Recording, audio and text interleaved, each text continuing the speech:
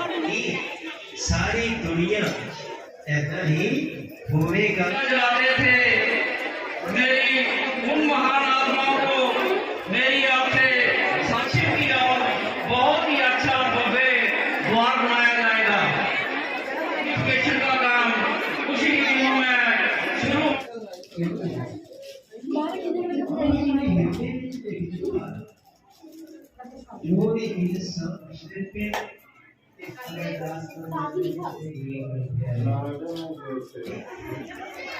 नाम के भजन मोरारे हर के नाम बिन तेरा केसरो मेरा नाम तेरो चंदनो बिना छूटे सगल पसा नाम तेरो पसारे नाम यारो भवन पसारे आला पार अठासारे तेरिया तुझे ज्ञान हुई चवत सत्य जहानी देव नाम तेरो आय के नाम बिना तुम जन मोरा सोई राशा सत पाके बड़ो सब सब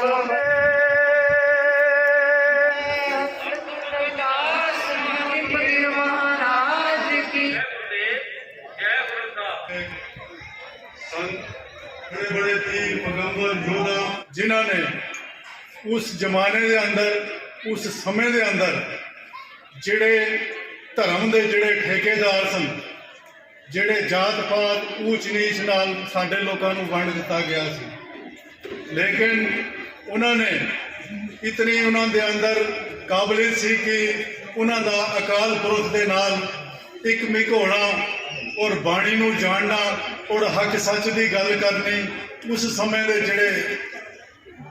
जिहड़े धर्म के ठेकेदार सन उन्होंने गुरु तो मंदिर तो दूर रखा, लेकिन उन्होंने जिहड़ी काबलियत सी अज मैं तुहानूं दस दियां, तुहानूं पता ही होना जिस तरह हुण आरती पाठी सिंह जी ने बोली, मैनूं लगदा सी कि मैं गुरुद्वारे के अंदर ही बैठे दा हाँ।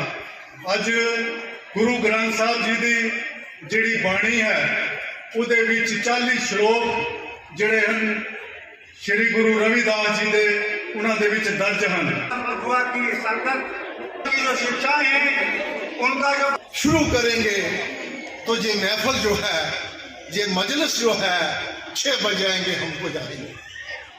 मैं आई हुई संगत का अपनी दिल की अमीर गहराइयों से स्वागत करता हूँ।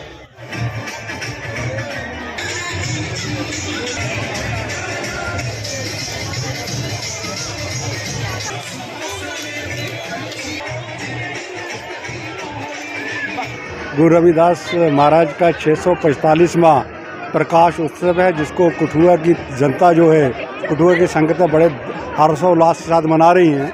और आज के दिन उनके बताए हुए रास्ते पर, उनके बताए हुए मार्ग पर चलने का हम प्रण लेते हैं। जब हम उनके बारे में अध्ययन करते हैं तो जीवन का कोई ऐसा सूबा नहीं मिलता है जहां उन्होंने किसी प्रकार का रास्ता नहीं दिखाया हो। जब उनका प्रकाश हुआ था उस समय भारतवर्ष में अनेकों प्रकारों की ऐसी व्यवस्था ने जकड़ के रखा था कि तमाम लोग उस व्यवस्था को ही ढोए जा रहे थे, उसी व्यवस्था को आगे बढ़ाने का काम कर रहे थे। तो जब ये गुरु रविदास महाराज आए तो उन्होंने उस व्यवस्था का विरोध करते हैं, उन परिस्थितियों के अंगेस जाकर के एक ऐसी बानी देने का, एक ऐसा रास्ता दिखाने का काम करते हैं। उनको कई तकलीफ़ों से भी गुजरना पड़ा, लेकिन वो कभी भी अपने मार्ग से, अपने पथ से डगमगाए नहीं है। इसलिए उनका एक लंबा संघर्ष जो है वो भारत के लोगों के लिए प्रेरणा का स्रोत रहेगा और भारत के लोगों के लिए एक मार्गदर्शन रहेगा। गुरुदेव जय गुरु रविदास जी, जय गुरु नवादास जी महाराज की जितने भी हमारे संत शिरोमणि हमारे गुरु महाराज हैं, महापुरुष रहे हैं, आज सबके उन सबके चरणों में नमस्कार नमन होत करते हुए मैं आज यहाँ पे 645वां जो जन्म दिवस मनाया जा रहा है हमारे गुरु महाराज गुरु रविदास जी महाराज का, उनका जो एक बहुत बड़ा दिन मनाया जा रहा है, उस सब पर आप सबको बहुत सारी शुभकामनाएं देता हूं। और इसके साथ साथ जो गुरु रविदास जी की वाणी है, जो उनके शिक्षाएं हैं, उन पे चलने के लिए सबसे आग्रह करूंगा। आज पूरे हिंदुस्तान में बाबा जी का, पूरी दुनिया में आज गुरु बाबा रविदास का जन्मदिन मना रहे हैं और पूरे शहर में और गांव-गांव में हम बाबा जी का जन्मदिन मना रहे हैं। मैं पूरी जनता को और खासकर एक कठुआ की जनता को तहे दिल से धन्यवाद करता हूं कि आपने बाबा जी के जन्मदिन पर इतनी रौनक बढ़ाई है। मैं उनको भी शुभकामनाएं। आज परमात्मा के भक्तों ने प्रभु के गुणगान के लिए व्रत रखे हैं। बड़े बड़े यज्ञ हवन तीर्थ स्नान हो रहे हैं।